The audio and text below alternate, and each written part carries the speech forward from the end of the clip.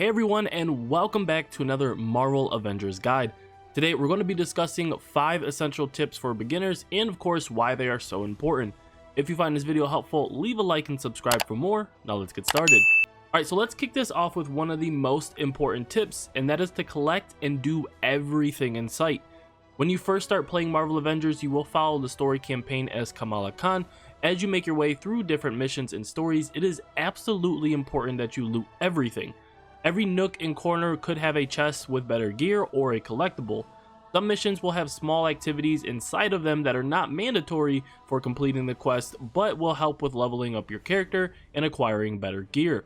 Make sure to use your sight ability as much as possible so you don't miss anything.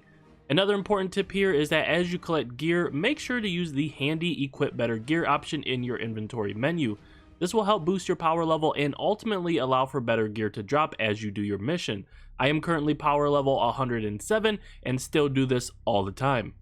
Alright, moving on to whether or not you should upgrade. Now, in my personal opinion, upgrading your gear early on is a huge waste of time and resources. Chances are, as you are doing missions, you will come across better gear, which will then require you to scrap your old gear, which I guess is a small tip in itself. Dismantle everything you're not using is probably my preferred option. Now, I made the mistake of completing the campaign and taking my current gear from there and upgrading it all the way to the max, only to do another mission and then it became absolutely worthless.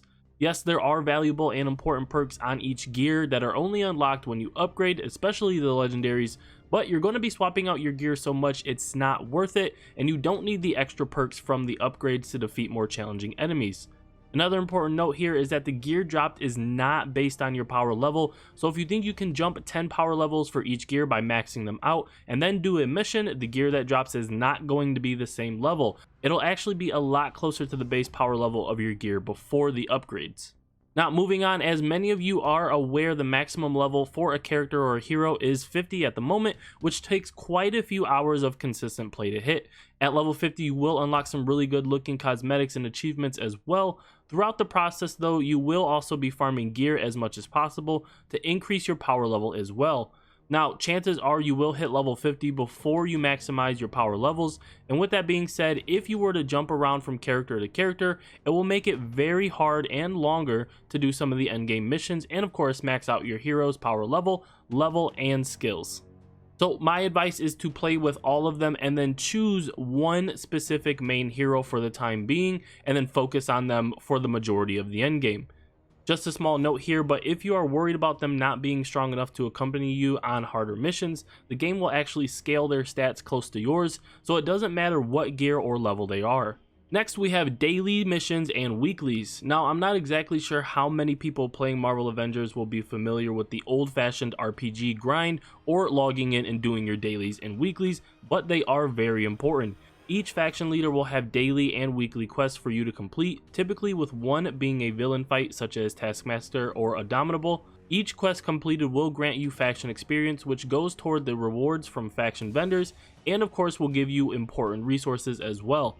In addition to this, some of the endgame mission quests will require you to complete a certain number of daily missions with a certain faction or gain XP from a faction, which of course comes from your dailies and your weeklies. So you want to make sure that you log in and do these. Besides the factions, you also have each character weekly and daily, which rewards you challenge points that go towards your challenge cards, so make sure you clear these as well. The challenge cards themselves have all sorts of rewards for each hero and is a very slow grind, so don't miss out each day. Last but not least, let's talk about some important tips for using your skill points you earn for each hero as they level up.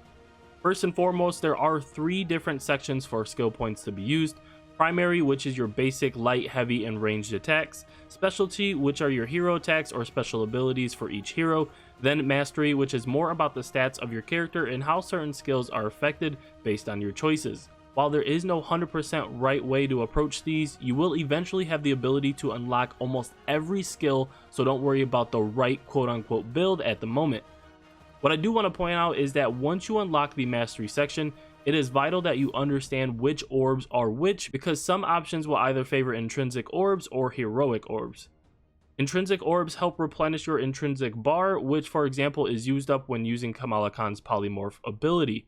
Heroic orbs go towards filling the gauge of your heroic abilities. Now, in my personal opinion, I go for anything and everything heroic orb at the moment because you come across harder mobs, you will want your special ability like Embiggen and of course her healing powers available more often.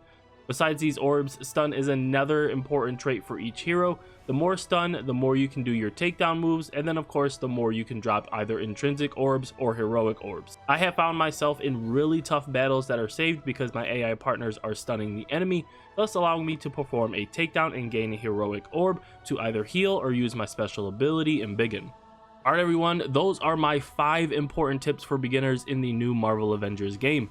If you found this video helpful, please leave a like and subscribe for more coming very soon. If you would like to follow me elsewhere, I am always reachable and active on Twitter at _saribro. Thanks for watching, and I'll see you guys next time. Peace.